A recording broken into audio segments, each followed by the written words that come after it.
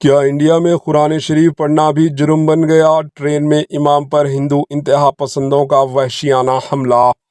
ریاست راجستھان میں ایک افسوسناک واقعہ پیش آیا جہاں ایک بزرگ امام کو ٹرین میں قرآن مجید کی تلاوت کرنے پر انتہا پسند ہندوؤں نے تشدد کا نشانہ بنایا۔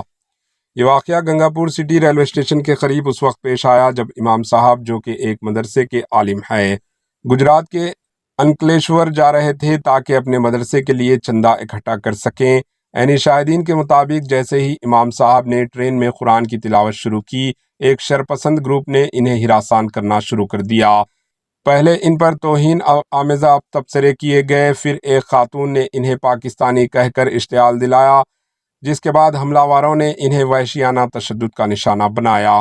حملے کے نتیجے میں امام صاحب شدید طور پر زخمی ہو گئے اور انہیں فوری طور پر اسپتال منتقل کیا گیا جہاں ان کی حالت تشویشناک بتائی جا رہی ہے۔ اس واقعے کے بعد مسلمانوں میں شدید غم و غصے کی لہر دوڑ گئی اور مقامی افراد نے اس حملے کی مذمت کرتے ہوئے حکومت سے مطالبہ کیا ہے کہ حملہ آوروں کے خلاف سخت کارروائی کی جائے۔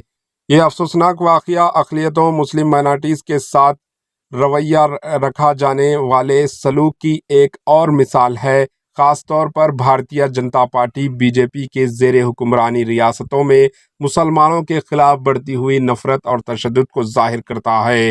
ماضی میں بھی مسلمانوں پر حملوں، گائے کے گوشت کے نام پر ہجومی تشدد اور مذہبی منفرات کے کئی واقعات پیش آ چکے ہیں۔ اس حملے کے بعد حکومت اور پولیس پر سخت تنقید کی جا رہی ہے کہ وہ اس واقعے میں ملوث افراد کے خلاف کوئی کارروائی کریں گے یا ہمیشہ کی طرح خاموشی اختیار کر لی جائے گی۔